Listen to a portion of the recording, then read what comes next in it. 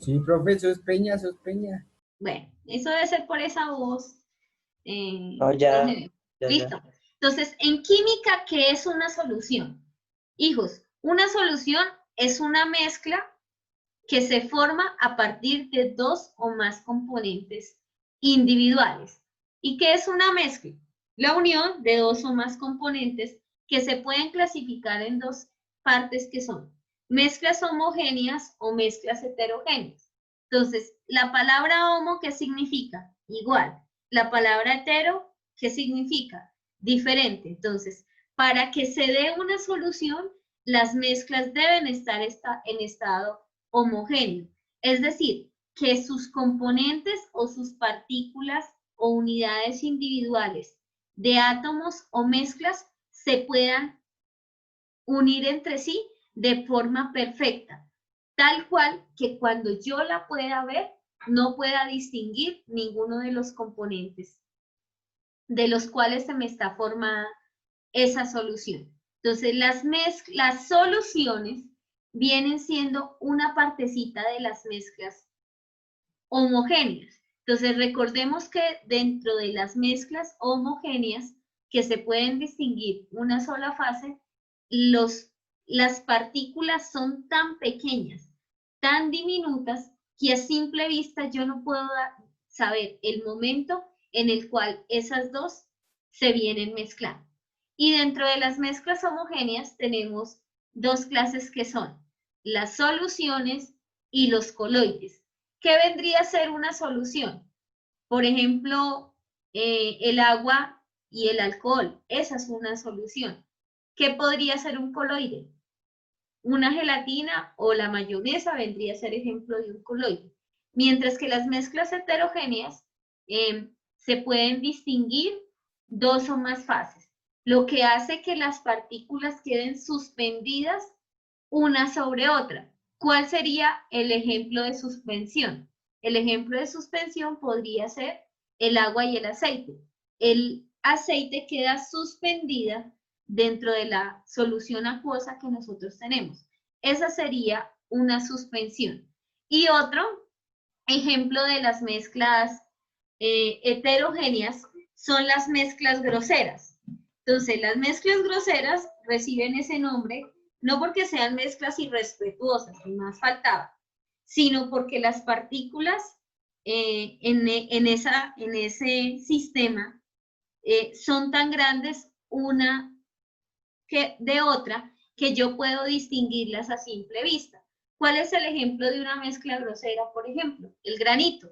El granito que utilizan una de dos, o en las fachadas para hacer las casas o para hacer los pisos, es un ejemplo de mezcla heterogénea que recibe el nombre de mezcla grosera. David, dime. Profe, disculpe, tengo una duda. Sí, dime.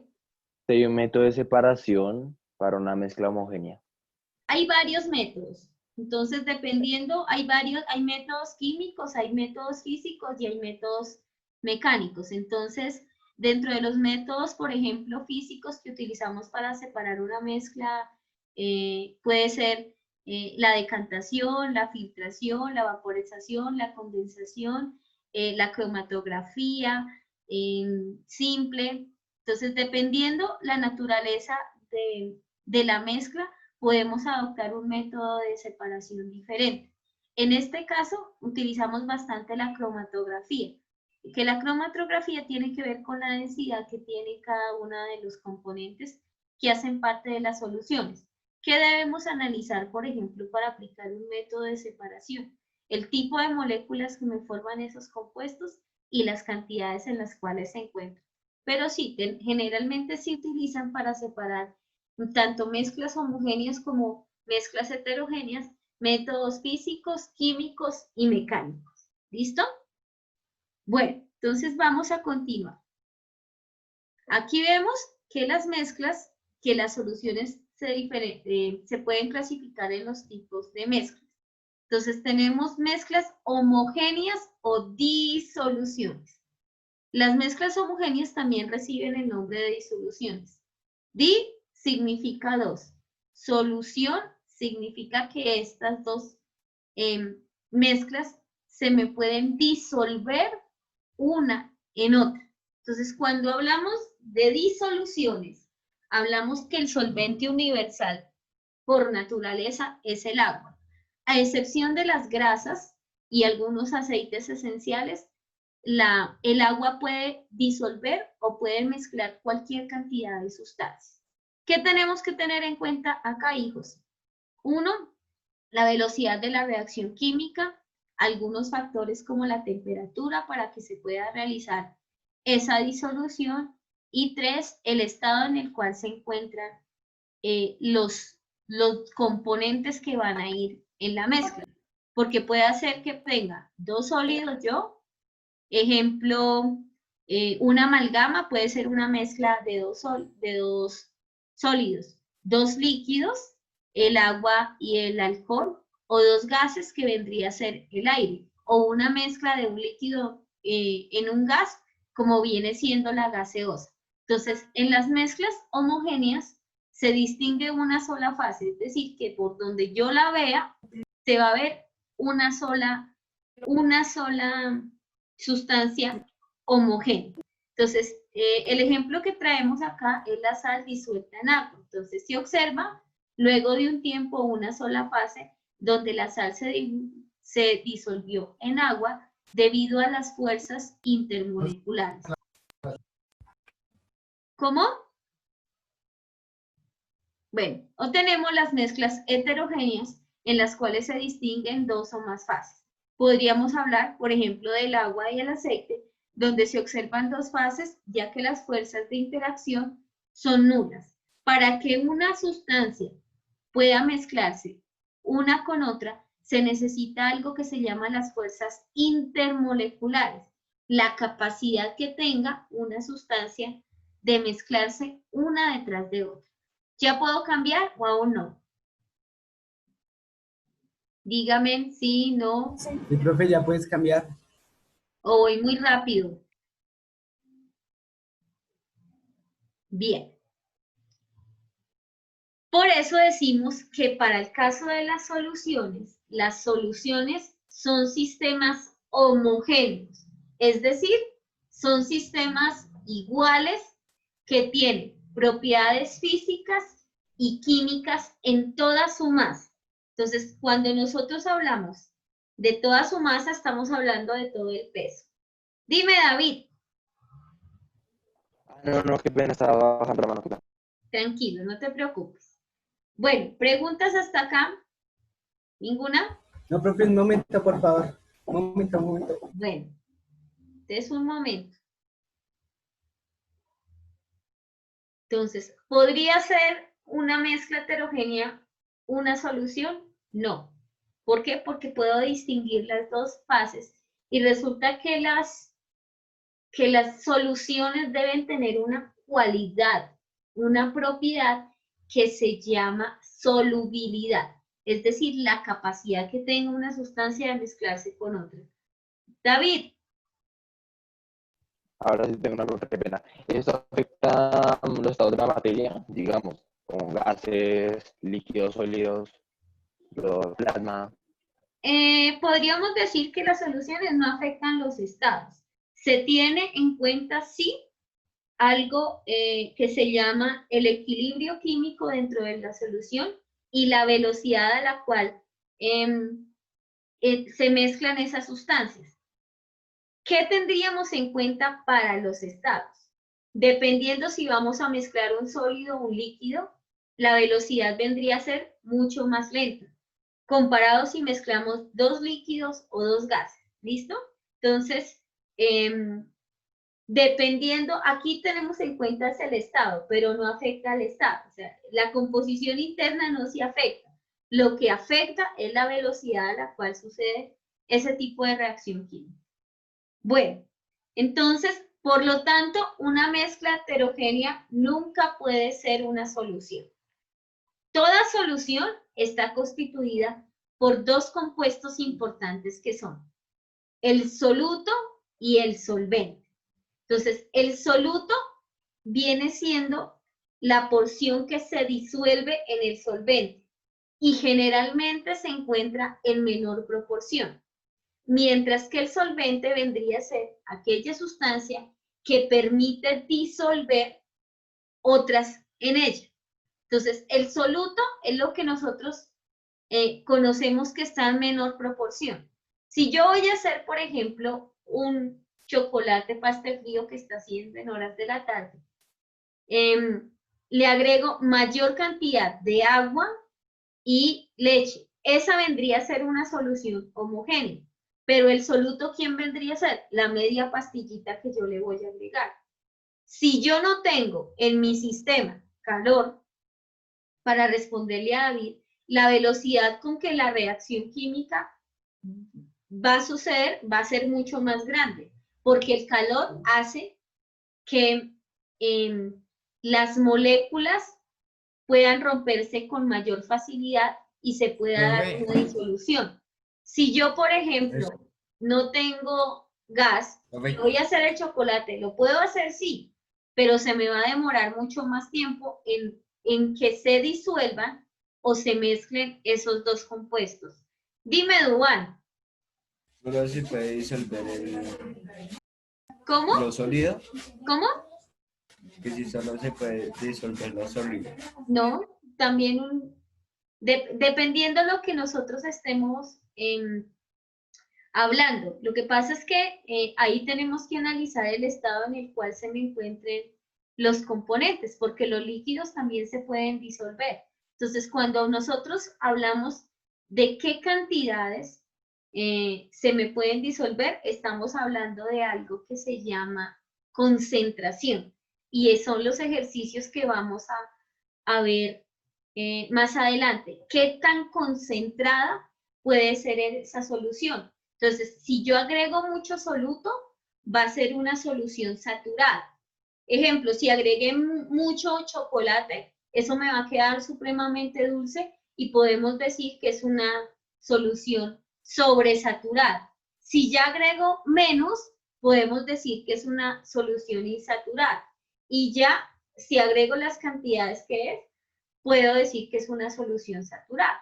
Entonces, en una solución, por ejemplo, el 50% se tomará 50% de soluto y 50% de solvente. ¿Cómo medimos nosotros la concentración de la solución? En métodos de porcentaje. ¿Listo? ¿Preguntas? ¿Ya puedo cambiar? ¿Ve? No, señora, ¿me puedo volver un momento? Gracias. Tranquila, por allá le pilla. Profe, exactamente, porque hay una mezcla ya sea heterogénea o homogénea. ¿Qué factores pueden implicar como temperatura, presión, Son humedad? 5. ¿Puede afectar? La naturaleza de los reactivos, es decir, si son sólidos, líquidos, gaseosos. Segundo, la concentración a la cual se encuentran. Tercero, la presencia de un catalizador, es decir, que es una sustancia que permite que pueda darse esa reacción química. Cuarto, la velocidad de la reacción, es decir, qué tan rápido puede hacer que suceda esa solubilidad entre ellos.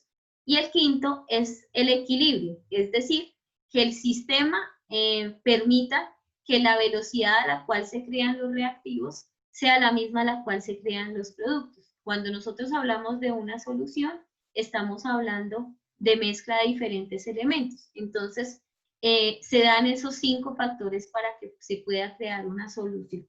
¿Listo?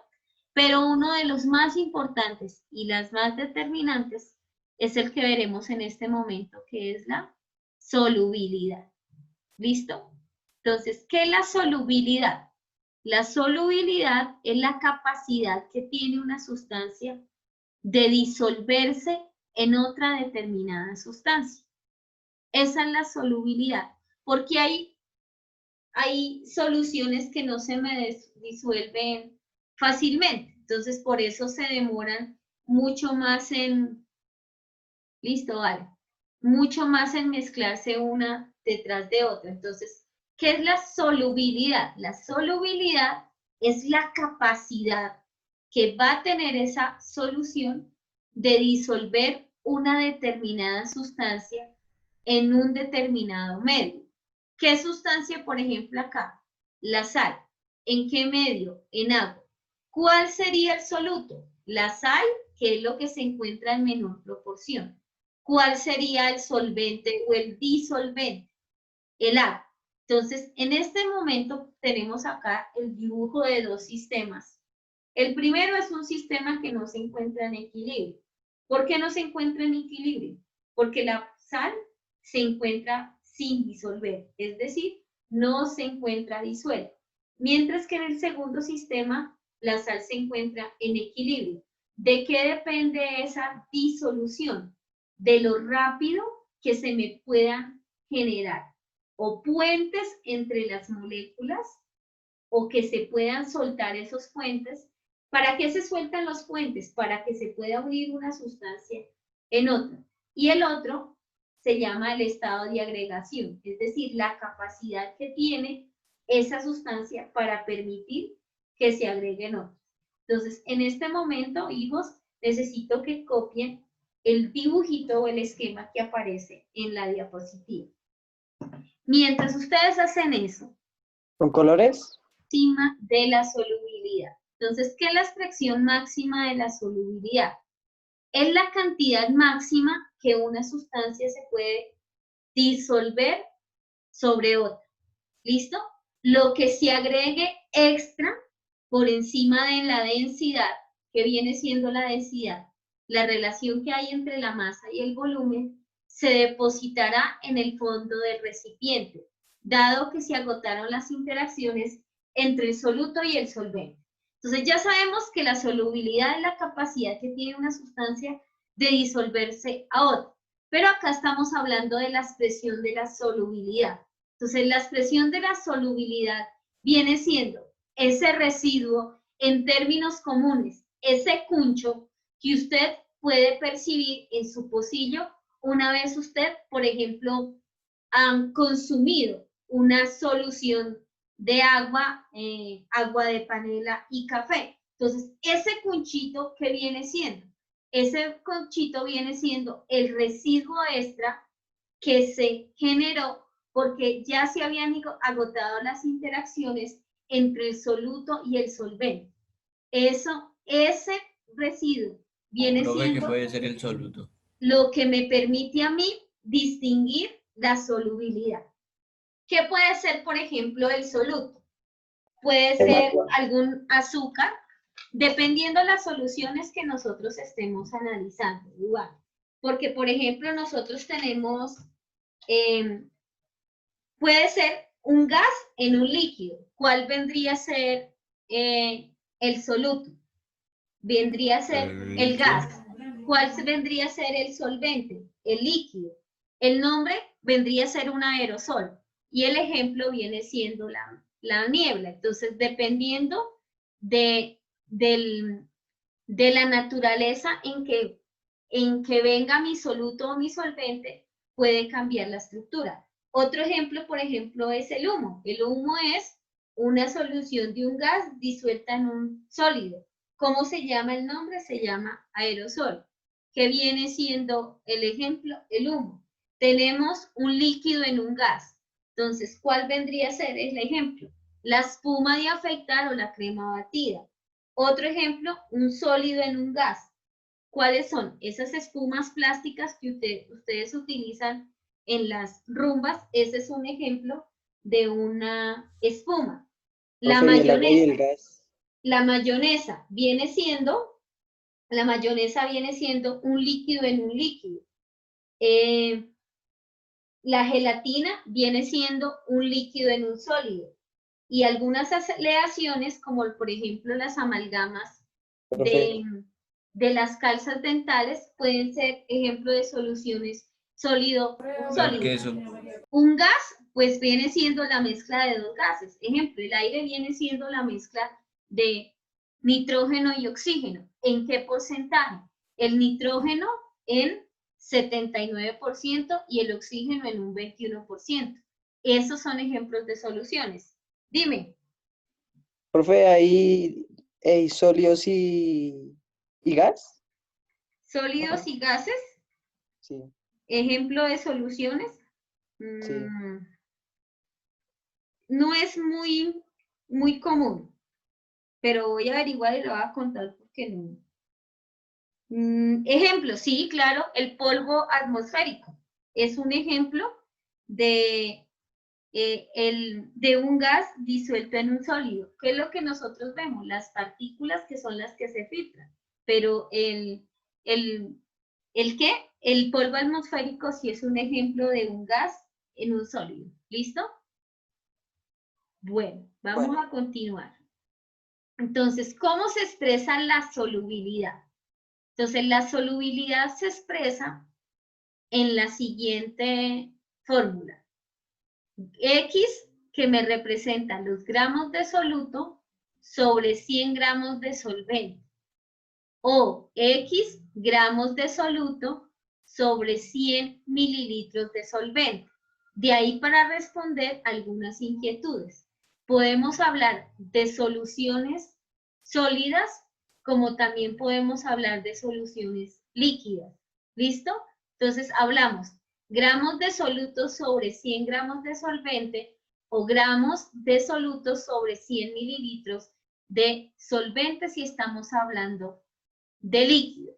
La solubilidad depende de los siguientes factores para que se pueda generar. Entonces, uno de los factores es la temperatura.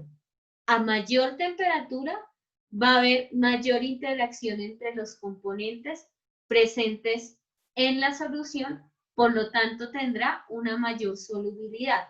A menor temperatura podemos decir que la interacción entre los componentes sí se puede dar, pero va a tardar mayor tiempo en expresarse la solubilidad.